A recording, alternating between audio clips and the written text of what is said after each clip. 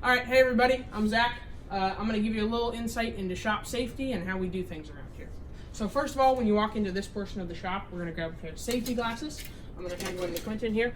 These are not required in the makerspace, which we will get to later, but for now, anytime we're in this space, we're going to be wearing these. We're going to throw these on.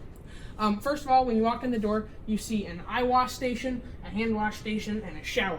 This is in case any material gets on you, whether that be liquids of some sort or you get exposed to something. You always want to make sure you're clean, so if you ever need to use these are always available. We have medical supplies here, the safety glasses in this container, and everything like that.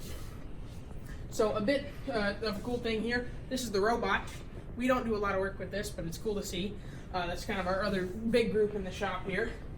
This is mainly their space. We're not here a ton unless we are taking things or borrowing things from them that we're going to use for materials, things like that. But it's really cool to see them work here sometimes. And so we just try to stay out of this kind of corner as much as we can, and then we'll get back towards the machining and things and the tools behind me. So as we go here, this is the robotics toolbox. This is their big thing for competitions that they take and stuff like that. We don't use a ton out of this unless you ask them and they know you've taken a tool from it. Like we use their rivet guns sometimes, things like that are super helpful to us. So first of all, let's get into a little piece of machinery here. This is what's called a lathe. A lathe is used for sometimes thinning the diameter of something. We don't use these a ton. If you do, this is required to have supervision from a supervisor, whether that be a lane or a staff member, things like that. But these things are super awesome. They are also very dangerous if you're not super careful with them. You can hurt yourself, which again is part of that supervision piece, and just making sure you're competent and if you need help using it, you ask. So moving on over here, we have some more tools and then we'll get into some other machinery later. So this again is kind of robotics area. We do use things from here with their permission, of course. Screwdrivers, nut drivers, wrenches, things like that. Again, another toolbox of theirs we try to stay out of unless we really need something. This is kind of the drill bit section of everything, so anybody in the shop's allowed to use that. Over here, speaking of drill, we have a drill press. This device is super awesome.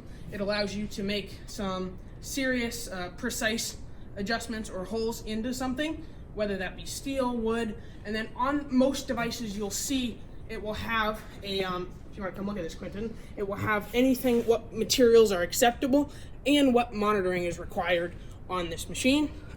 It's super awesome because you can line it up. It has a laser, it has a light, so you know exactly where things are going to go, and then you have this super precise measurement on the hole you're drilling. We also want to make sure we turn those off before we're done. So going on over here, we have two more of those drill presses, and then we get to kind of our last section of tools. So we have hammers, saws, squares, rulers, things like that, mostly marking and measuring. And then we have our power tool section here. If you need drills, saws, grinders, we have some more underneath, vacuums, anything. So nail guns, whatever you can think of, just for everyday use around the shop. That right there is the mill. I've seen this used 10 times. It's just a really complicated 3-axis drill press pretty much. And we rarely use it, but it's a really cool machine if you ever get to ask about it, so I would definitely recommend it. Going on over here, we have a cold saw. Cold saw is really useful for cutting thicker materials, things like that. So we'll use that a lot, and you'll get to learn about that. So just make sure you kind of steer clear of it if you can. 1, because you can hit your knees and shins on a lot of things, and 2, because it's really dangerous if you're messing with it or playing with it like I just did. So in here is our material closet. This is just kind of where we store scrap or material we buy, so it's kind of out of the way. This is not going to stay like this for very long. We're going to hopefully get a new container that we will transition this into, and then we can repurpose this. But for now, this is where you're going to find all the scraps and things that you need. So moving on over here to our last bit of tools we're going to use, and then I'll get into some of the other cool stuff that you'll see later. Here we have what's called a bandsaw. Again, I want to make sure we look at that sticker there for acceptable materials and what supervision is required. It's good for cutting things in a straight line. I'm not going to use it now, but if you have, let's say, a block of wood, you need to cut it in half, you could do so. You can adjust height, depth, things like that.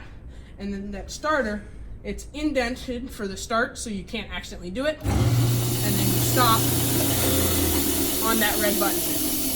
So going over to the sanders here, we have 2 of them.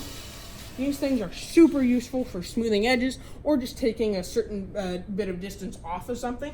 So you're going to go ahead and start that, and both of these will start. So you want to make sure that everybody or yourself nearby, everything is clear of both of these. They'll both start at the same time, and then they take a long time to shut down.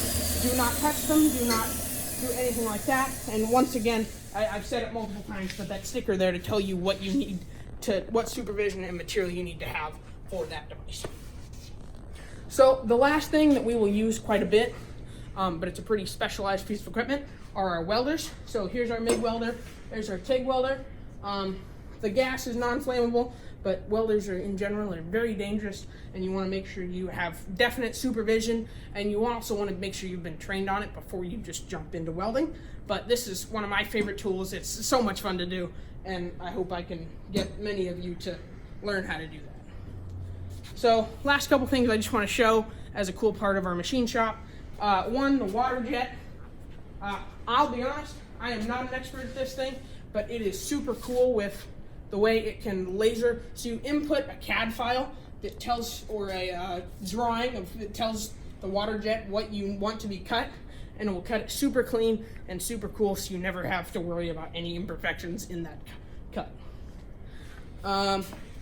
Yeah, I think that's it for over here. So now we'll head into the maker space, which is kind of the main area of the solar car, which is super awesome. So once we enter this space, we no longer need these. You can leave them on, it's just up to preference. I'm gonna go ahead and take them off. So this is kind of the main space that solar car will be in. We have 2 laser cutters here, super useful for things like wood, aluminum, so just to cut and have a perfect cut, kind of like the water jet, but with a little bit different of an edging. Here's our solar panel table made out of glass, so that it was so we could see through both the bottom and the top. And then over here is where the car will most likely be. It's a bit of a mess right now. We've been working in here quite a bit, as robotics is in the CAD lab a lot. So the car will roll in here, and this is kind of where we've been spending most of our time working on the car, doing things like that. A cool tidbit to see is a mock seat. We're trying to decide how to best fit all of our drivers with a varying range of sizes. We have people on our team who are upwards of 6 feet and people who are below 5 feet. So we really need to figure out how to find something that'll fit all of them comfortably. So that's kind of what we're doing there. We have all of our specific stuff that nobody else will need, kind of like robotics' corner, that we will only use. That's all in there. Yeah, so this is kind of just our space. We have a lot of fun here, and we hope you can get super familiar with us and I guess just learn and have fun doing it. So thank you. Okay, so now that we've seen a little bit of a shop tour, I'm going to go over a couple pieces of equipment that we use a lot in solar car and how to safely use and operate them. So first of all, again, we want to make sure we have safety glasses on. Everything we're going to do today, we're going to take on our little trusty piece of wood. First thing is a drill press. So one, you're going to make sure that anyone else who's not using it is going to be pretty well clear of it. We don't want anyone super close. And then you're just going to make sure you have everything else down. If you need to line it up on a certain thing that you need it to be exact, you can use the laser, you can use the light, all of that. I don't, because again, this is just an example. But we're going to go to this corner here. We're going to make sure that it's where we want it. I'm going to hold this down as tight as I can. I'm going to go ahead and start it by pulling out on this red dial and then pushing down in order to make the hole. So let's do that now.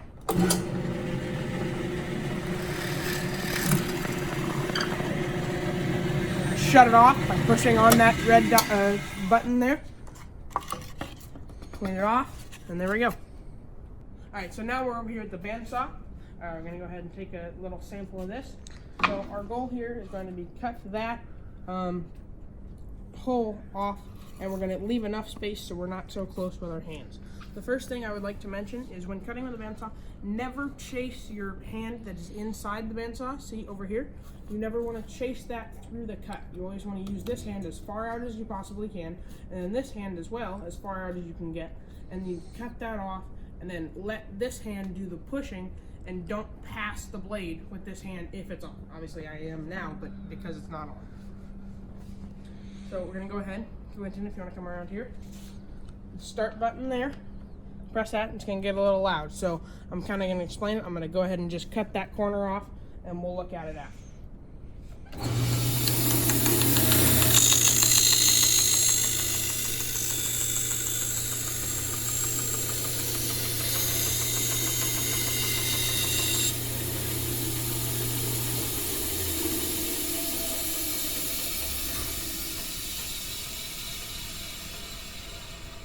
I want you to notice that before I did anything with the piece I wanted or with the scrap, I waited for the blade to stop moving in order to just eliminate that safety risk, right? I mean, the odds that I hit it are low, but if I slip or my hand skips across it or something, I could hit that, and that's just a bad day for everybody.